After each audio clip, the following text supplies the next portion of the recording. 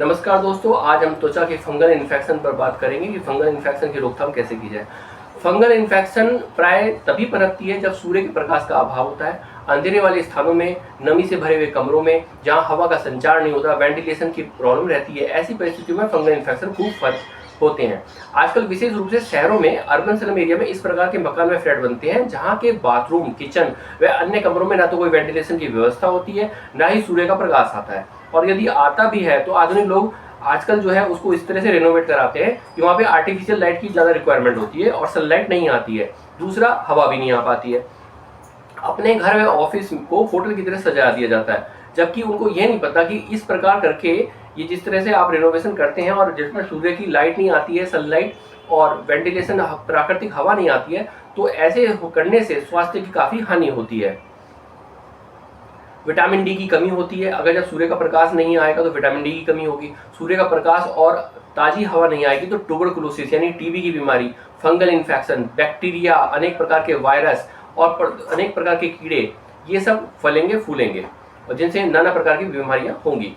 कुछ शारीरिक कारण होते हैं जिनके कारण फंगल इन्फेक्शन ज़्यादा होते हैं, जैसे कमजोर सुरक्षा तंत्र होना, इम्यूनिटी का वीक होना। इम्यूनिटी कब वीक होती है? कुछ पेशेंट्स होते हैं जैसे HIV एड्स होना, उसमें इम्यूनिटी कम हो जाती है। डायबिटीज़ के लोगों में जो होते हैं उनमें इम्यूनिटी कम होती है। हाइपोथायराइडिज्म, थायराइड हार्मोन की जो कमी हो जाती है तब उसमें विटामिन A की डिफिशियंसी की वजह से इम्यूनिटी कम होती है। कोमॉर्बिड कंडीशन जैसे क्रॉनिक किडनी डिजीज होगी, गुर्दे का फेल होना, जो जिन लोगों के गुर्दे फेल होते हैं उनको इम्यूनिटी कम होती है, उनको एनीमिया भी होता है। और प्रोटीन एनर्जी मालन्यूट्रिशन, जो कुपोषण के शिकार हैं उनको भी फंगल इन्फेक्शन अधिकांश होते हैं। कुछ ऐसे भी रोग हैं जिनमें कुछ ऐसी दवाइयाँ लेनी पड़ती हैं जिसकी वजह से इम्यूनिटी कम होती है, जैसे autoimmune disorder, rheumatoid arthritis, SLE, psoriasis, जिसमें बार बार स्टेरॉइड्स और इम्यूनोसप्रेसेंट जो इम्यूनिटी को दबाते हैं, ऐसी दवाइयों का उपयोग करना पड़ता है। तो ऐसे लोगों को भी अक्सर फंगल इन्फेक्शन होने के चांसेस रहते हैं। कुछ ऐसे पेशेंट होते हैं जिनको बार बार एंटीबायोटिक लेनी पड़ती है, तो उनको भी फंगल इन्फेक्शन ज़्यादा होने के चांस रहते हैं। जो महिलाएं ओरल कॉन्ट्रासेप्टिव पिल्स का अधिक प्रयोग करती है उनको भी फंगल इन्फेक्शन होने की संभावनाएं अधिक रहती हैं। फंगल इन्फेक्शन शरीर के उन भागों पर होते हैं जहां पर नमी अक्सर रहती है, जहां पर जो त्वचा के फोल्ड्स हैं वो होते हैं और उन त्वचा के फोल्ड्स में नमी रह जाने के कारण फंगल इन्फेक्शन होते हैं, जैसे जेनिटल एरिया हो गया, जननांग हो गए, एक्जिला हो गया, आर्म पीट और ब्रेस्ट के नीचे। इन ऐसे स्थानों पर अक्सर फंगल इन्फेक्शन होते हैं।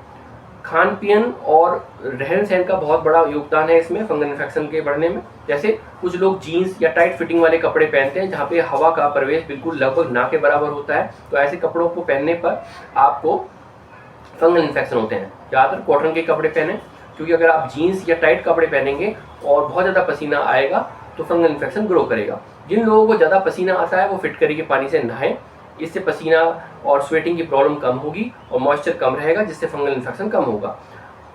कपड़े और हेलमेट जिन लोगों के संक्रमित हैं तो उन लोगों से आपस में शेयर नहीं करना चाहिए। इस चीज़ का ध्यान रखें, कपड़े और हेलमेट शेयर ना करें।